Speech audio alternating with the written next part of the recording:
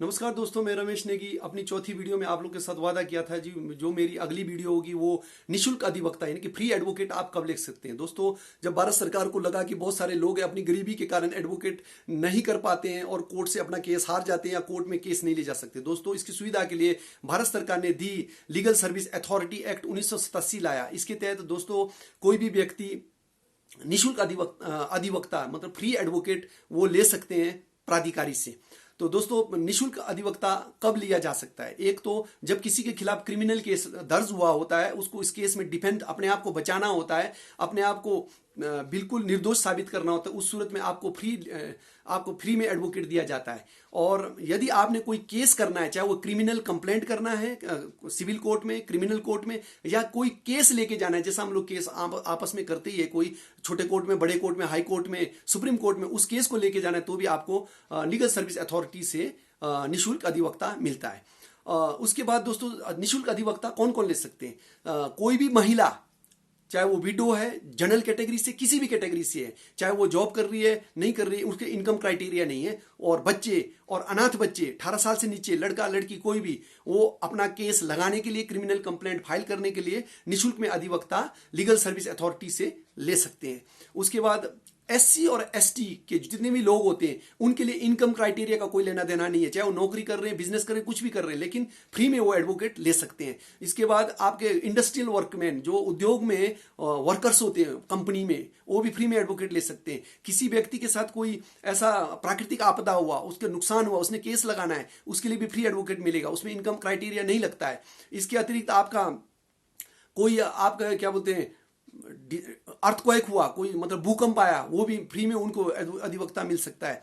इसके अतिरिक्त कोई भी जनरल का व्यक्ति है लेकिन उसकी इनकम कम है, जैसे कि अगर जिला लेवल में उसने कोई भी सिविल के क्रिमिनल कोर्ट में केस करना है या बचना है, तो उसका इनकम लगभग 1 लाख रुपए से कम होना चाहिए सारे सोर्स से। उसके बाद राज्य लेवल पर करना है, जैसे हाईकोर्ट में करना है, तो उसको क्या करना है, 3 लाख से इनकम कम होना चाहिए। उसके बाद यदि सुप्रीम कोर्ट में उसने केस लड़ना है या लगाना है या बचाना है अपने आप को, तो वो 5 लाख से नीचे। अब क्वेश्चन है कि आपको लीगल सर्विस अथॉरिटी से कहां कहां तक एडवोकेट दिया जाएगा। दोस्तों, एक जहां पर शुरू में लोअर छोटे से छोटे कोर्ट में जब आप केस लगाते हो या वहां बचते हो, वहां भी मिल सकता है। उसके बाद आप अपील में जाते हो, अपील में आपने बचना है या उनके खिलाफ अपील में गए आप, वहां भी आपको एडवोकेट मिलेगा। उसके बाद ऑनेबल हाईकोर्ट में किसी भी राज्य के हो आप, उस राज्य के हाईकोर्ट जाने के लिए भी आपको फ्री में एडवोकेट मिलेगा। उसके बाद सुप्रीम कोर्ट में भी यदि आपने अपना केस ले जाना है, वहां भी बचना है, किसी क्रिमिनल केस में आपने अपील में लेके जाना है, तो भी वहां मिल सकता है। दोस्तों, फ्री एडवोकेट किस किस को नहीं मिल सकता है?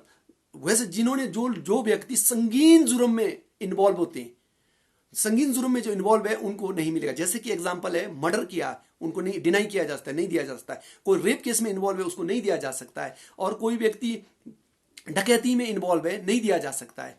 लूट में इन्वॉल्व है, नहीं दिया जा सकता है। वो मर्जी अथॉरिटी की, चाहे तो आपको एडवोकेट नहीं दे सकते हैं। उसके बाद दोस्तों, कोई व्यक्ति ऐसा कोई अपराध करता है या जिससे कि हमारे राष्ट्र की सुरक्षा को खतरा है और उसके खिलाफ केस दर्ज हो चुका है, उसको भी शायद डिनाई किया जाएगा। वो लीगल सर्विस अथॉरिटी की मर्जी है वो। और लीगल सर्विस अथॉरिटी के तहत होता क्या क्या है दोस्तों, इस अथॉरिटी के तहत इवन आपका जो लोक अदालत लगता है, वो भी इसी एक्ट के तहत होता है।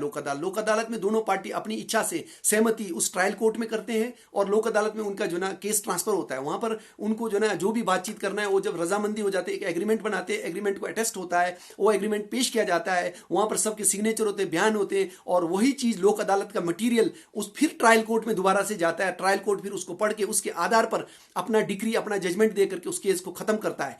और उस जब एक बार लोक अदालत से आपका फैसला हो जाता है दोस्तों, तो फिर उसके बाद आप कोई अपील दलील नहीं कर सकते हैं। तो ये लोक अदालत, ये सारी इसी एक्ट के तहत होता है दोस्तों। इसके लिए अलग अलग जिस तरह कमेटियां बनता है, उसमें आपको कोई टेंशन नहीं। इसके अतिरिक्त आपको यदि डिटेल जानकारी चाहिए, गूगल में जाइए, दी लीगल सर्विस अथॉरिटी एक्ट 1987 लगाओ। उसके बाद आप सेंट्रल गवर्नमेंट के कोई दिक्कत है तो आप लगाओ रूल, लगाओ दी लीगल सर्विस अथॉरिटी रूल 1995 लगाओ, 95 लगाओ। आपको किसी भी राज्य का रूल को पढ़ना है तो आप the legal service authority rule 1995 Himachal Pradesh, Punjab, Haryana ऐसा लगा दो, आपको वो सारा इनकम क्राइटेरिया, बहुत सारी चीजें वो सामने आएगा। इनकम क्राइटेरिया भी कई बार अप डाउन होते रहता है, ये नया नोटिफिकेशन इस पर आते रहता है। दोस्तों, मुझे विश्वास है आपको इससे काफी जानकारी मिलेगी। इस वीडियो के अंत में मैं एक एप्लीकेशन का सैंपल भी लाता हूं, क्योंकि मुझे कमेंट्स में बहुत सारे दोस्तों ने कहा है कि आप प्लीज एक सैंपल भी हमें लास्ट में दिखाओ। मैं कोशिश करूंगा लास्ट में सैंपल दूंगा।